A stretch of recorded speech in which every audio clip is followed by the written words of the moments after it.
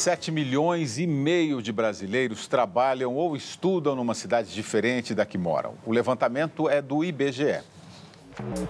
O coletor de lixo Jean dos Santos Pereira gasta em média 2 horas e 20 minutos todos os dias de casa em Suzano, na região metropolitana de São Paulo, para o trabalho na capital. Uma rotina pesada que o Jornal da Cultura mostrou há 9 meses numa série especial. Tem uns filhos para criar, né, cara? Então não dá para desistir. De acordo com o IBGE, 7,4 milhões brasileiros viajam todos os dias para trabalhar ou estudar em outra cidade. O relatório Arranjos Populacionais e Concentrações Urbanas também aponta as regiões com mais habitantes. A Grande São Paulo tem quase 20 milhões de pessoas. Em seguida vem o Rio de Janeiro, em terceiro lugar, Belo Horizonte. Recife, Porto Alegre, Salvador, Brasília, Fortaleza e Curitiba têm entre 13 e 4 milhões de habitantes. O IBGE aponta que 107 milhões de brasileiros, mais da metade da população, moram nesses conglomerados. O maior vai e vem de pessoas para trabalhar e estudar foi registrado entre Guarulhos e São Paulo. Em seguida, entre São Gonçalo e Niterói, no Rio de Janeiro. Robson pega ônibus, trem, metrô e trem novamente para sair de casa em Osasco para o trabalho na capital paulista, como o Jornal da Cultura mostrou há 5 meses. Nossa, foi 2 horas e meia. 5 dias por semana, já vai fazer 3 anos agora. Cansa? Muito.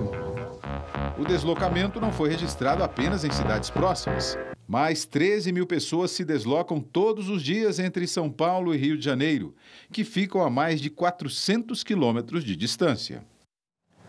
Lacerda, esse é um dos grandes problemas aí, que motiva ou que catalisa esse trânsito caótico, né? A distância do trabalho e da moradia. Né? Isso, a pesquisa se referia ao transporte intermunicipal, mas nos grandes centros como São Paulo e outros que foram citados, às vezes o deslocamento de uma região para outra é até mais complexo do que um deslocamento intermunicipal.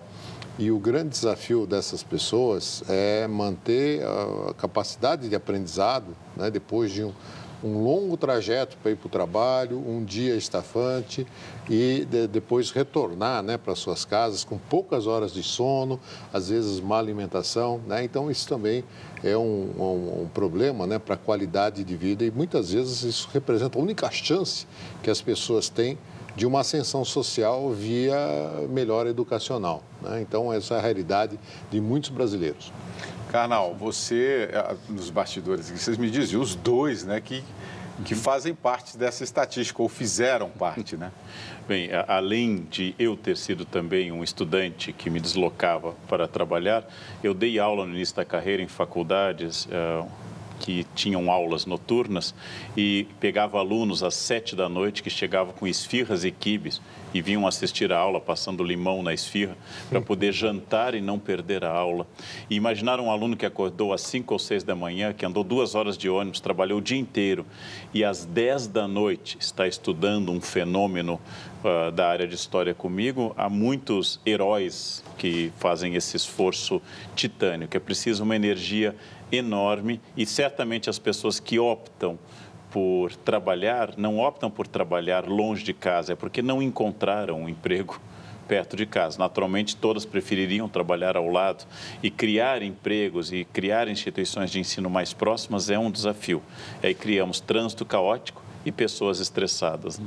As moradias também próximas dos centros comerciais são muito caras também, né? Uhum. Também, né, isso também afeta e a debilidade, a carência que há no transporte público, né? Agora é interessante, eu estava me lembrando de um fato que, em geral, a gente imaginaria o seguinte: então, o aluno noturno, do curso noturno, ele aproveita menos em função desse cenário adverso que ele vive, né? Mas, às vezes, comparando com alguém que estuda de manhã, né, que teria todo o tempo do mundo para aproveitar o seu estudo, nem sempre o rendimento dele, ou a dedicação, ou a garra que ele tem, equivale, às vezes, ao aluno noturno. O que eu quero dizer é que, muitas vezes, toda a diversidade e com todo o cenário que ele enfrenta de dificuldades, muitos ainda conseguem aproveitar mais do que um outro que estude sem vontade ou frequente simplesmente a aula no período da manhã. Lá no interior onde eu nasci, falam que carro apertado é que canta. Registrar a participação dos nossos telespectadores que Rodrigo Campos também mora em Suzano e trabalha na capital. Sei muito bem o sufoco do gari da reportagem. O Pavan João aqui. Para mudar o quadro caótico do transporte público, basta obrigar os políticos e governantes a utilizarem todos os dias. Será que isso é uma realidade mesmo? Porque o transporte público na Europa, que os políticos usam, é um bom transporte público, né? Quando ele funciona, eu acho que nós temos uma rede de metrô que começou praticamente na mesma época que uma cidade com características similares à de São Paulo, que é a cidade do México, e hoje a rede de metrô do México cobre uma das maiores cidades do mundo, enquanto a de São Paulo constrói 1 centímetro por mês e ainda estamos muito atrás da necessidade e já sobrecarregadas as linhas. Eu adoraria poder ir aos lugares que eu vou de metrô. Eu acho civilizado, eu acho simpático, adoraria que tivesse, mas infelizmente não atende a toda a cidade. A Arábia Saudita atacou o Iêmen agora à noite. Foi um pedido do próprio país para conter o avanço de rebeldes que vem conquistando territórios. A Liga Árabe autorizou a intervenção militar. Caças da Arábia Saudita invadiram o espaço aéreo do Iêmen e iniciaram um bombardeio contra os rebeldes. Há 6 meses, eles conquistaram a capital e avançam rumo ao sul, onde o presidente sunita está refugiado. Ontem, Abdul Rabu Mansur Hadi pediu socorro ao Golfo Pérsico, Conselho de Segurança da ONU e ao Ocidente para enfrentar os guerrilheiros que têm o apoio do Irã. Canal.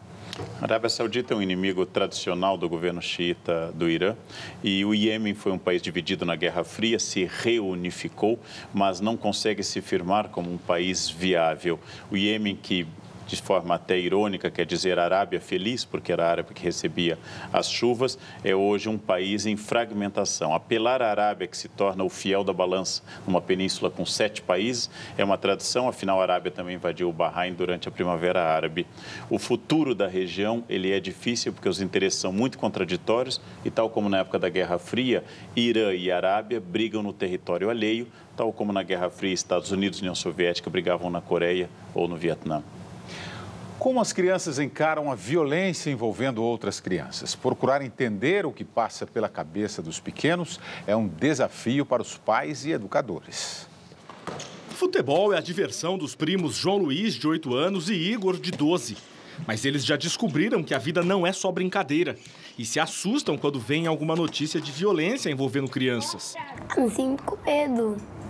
Assim, vai que acontece comigo isso. Não vejo por que alguma criança ou qualquer pessoa vá para a violência.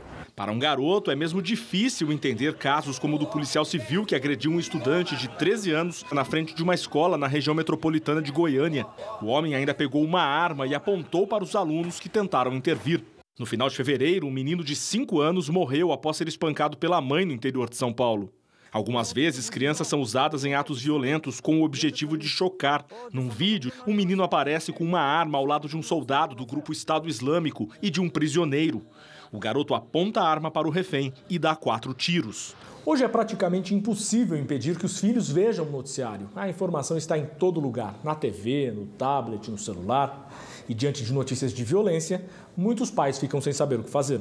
Para este psicoterapeuta especializado em educação, os pais devem discutir o tema com os filhos.